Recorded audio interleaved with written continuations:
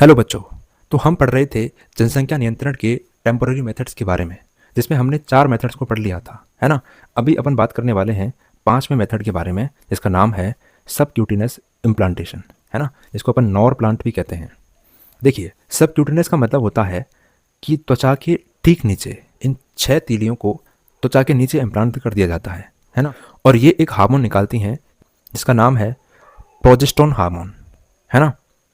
तो माचिस की तिल्ली समान 6 फ्लेक्सिबल संरचनाओं युक्त युक्ति जो है उसको क्या कहते हैं अपन? सबक्यूटेनियस इम्प्लांटेशन कहते हैं, है ना। इसको कहाँ पे लगाया जाता है?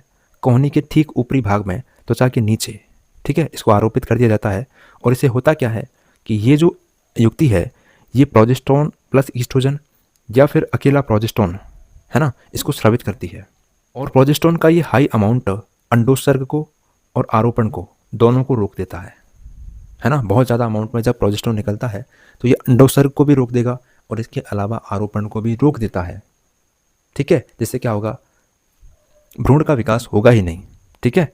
तो पहले तो निषेचन ही नहीं होगा क्योंकि अंडोत्सर्ग हुआ नहीं है। बाई चांस अंडोत्सर्ग हो भी गया तो फिर आरोपण को रोक देगा, ठीक है। और ये लगभग 5 साल तक प्रभावी होता है। एक बार अगर ये लगवा लिया तो 5 साल तक ये इसी तरीके से चलता रहेगा। ये भ्रूण के विकास को रोक देगा, है ना, बच्चे के जन्म को रोक देगा क्योंकि इम्प्लांटेशन नहीं होगा, ठीक है। नेक्स्ट जो मेथड है अपना, उसका नाम है कॉन्ट्रासेप्टिव पिल्स, यानी कि गर्भ निरोधक गोलियां। तो ये शरीर में हार्मोनल चेंज लेकर आती हैं जिससे इम्प्लांटेशन को रोका जाता है। देखिए, मुंह से ली जाने वाली गोलियां होती हैं जिसमें आपकी 3 तरह की टैबलेट्स होती हैं। एक है आपकी डेली पिल्स, है ना, जिसको अपन स्टेरॉयडल पिल्स भी कहते हैं। स्टेरॉयड से बनी होती हैं, नुकसानदायक तो होती हैं लेकिन ये इम्प्लांटेशन को रोक देंगी, है ना, फर्टिलाइजेशन को रोक देती हैं। एक है आपका वंस ए वीक पिल, यानी कि 1 हफ्ते में एक बार ली जाती है। और एक है इमरजेंसी पिल, है ना। इन तीनों के बारे में अपन जानने वाले हैं। डेली पिल का मतलब है कि जो रोजाना यूज़ की जाने वाली टैबलेट होती हैं उनको कहते हैं अपन डेली पिल, ठीक है। तो ये टैबलेट्स क्या करती हैं? प्रोजेस्टेरोन या फिर प्रोजेस्टेरोन और ईस्ट्रोजन का संयोजन स्रावित करती हैं, है ना। और ये हाई अमाउंट ऑफ प्रोजेस्टेरोन क्या करता है? अंडोत्सर्ग को या फिर आरोपण को रोक देता है, ठीक है। तो इसमें क्या होता है, एक पूरा पत्ता आता है ना, टैबलेट का पत्ता आता है जिसमें 21 टैबलेट्स होती हैं। और 21 टैबलेट्स क्यों हैं? क्योंकि मासिक चक्र के लगभग 21 दिन तक चांसेस होते हैं कि फर्टिलाइजेशन हो, है ना, या इम्प्लांटेशन हो। और फर्टिलाइजेशन इम्प्लांटेशन अगर 21 दिन तक नहीं हुआ, उसके बाद में 21 से 30वें दिन तक तो चांसेस है ही नहीं, क्योंकि उसमें तो क्या होता है, एंडोमेट्रियम टूट रही होती है, मासिक चक्र का स्राव होता है, ब्लीडिंग फेज आ जाती है ना। तो इसके उदाहरण हैं माला डी और माला एन, है ना। माला डी और माला एन दो उदाहरण आपको ध्यान रखने हैं डेली पिल्स के, ठीक है। और इसका मेथड क्या है यूज़ करने का? देखिए, जैसे ही आप एक पत्ता पूरा लेके आएंगे टैबलेट्स का, जिसमें 21 टैबलेट्स आपकी दी जाएंगी। Start with in 5 days of menstrual cycle. जब आपका मेंस्ट्रुअल साइकिल आया है उसके विद इन 5 डेज ये चालू कर दी जाती हैं, है ना। और डेली एक टैबलेट ली जाती है, ठीक है, टिल 21 डेज।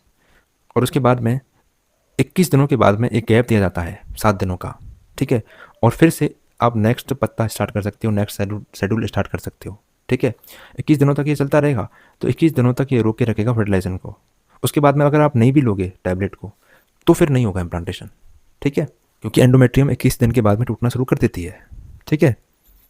दूसरे टाइप की जो पिल्स है ना, उनका नाम है वंस ए वीक पिल, यानी कि 1 हफ्ते में एक बार ली जाने वाली टैबलेट। और इसका नाम है, उदाहरण है सहेली, ये आपको ध्यान रखना है। इसके अलावा एक और होती है, इसको कहते हैं अपन सेंट क्रोमेन, है ना, इसको छाया के नाम से जानते हैं, ठीक है। ये इसके 2 उदाहरण हैं। अच्छा, सहेली जो होती है ना, इसको CDRI लखनऊ में तैयार किया गया था, है ना। सहेली को कहाँ पे तैयार किया गया था? CDRI लखनऊ में। और ये कैसी है? नॉन स्टीरोडल पिल है ना। लेस साइड इफेक्ट रखती है, बहुत कम साइड इफेक्ट रखती है।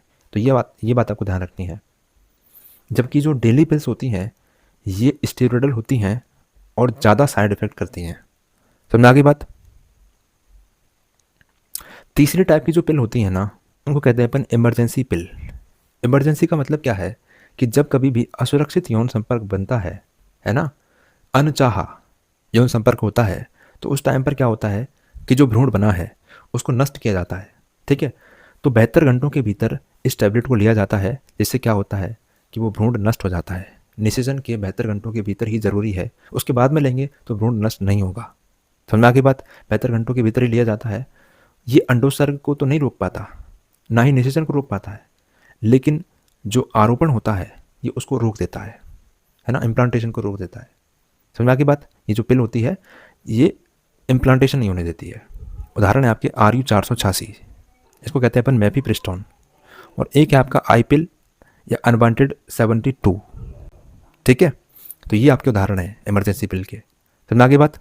यहाँ तक आपने पढ़ लिया है पिल्स के बारे में, है ना, कॉन्ट्रासेप्टिव पिल्स के बारे में। नेक्स्ट अपन पढ़ने वाले हैं हार्मोनल इंजेक्शन के बारे में। ठीक है, इसमें क्या होता है, इसमें प्रोगेस्ट्रिन हार्मोन होता है जो ओव्यूलेशन को रोक देता है। किसको रोक देता है? ओव्यूलेशन को रोक देता है, अंडोत्सर्ग को रोक देता है, और ये आपका 2 से 3 महीने तक प्रभावी होता है। इसमें उदाहरण क्या है आपके? डेपो प्रोवेरा, ये आपका उदाहरण है। समझ में आ गई बात? तो यहाँ तक आपके सभी मेथड्स कंप्लीट हो जाते हैं जनसंख्या नियंत्रण के, परमानेंट और टेम्पररी मेथड्स, है ना, सभी पढ़ लिए हैं। इसके बाद में अपना जो नेक्स्ट टॉपिक है उसमें अपने को एमटीपी पढ़ना है ना, एमनियोसेंटेसिस के बारे में पढ़ना है, और सीबीएस के बारे में भी पढ़ना है। ठीक है, बहुत इंपॉर्टेंट टॉपिक है, क्वेश्चन बनते हैं। ठीक है।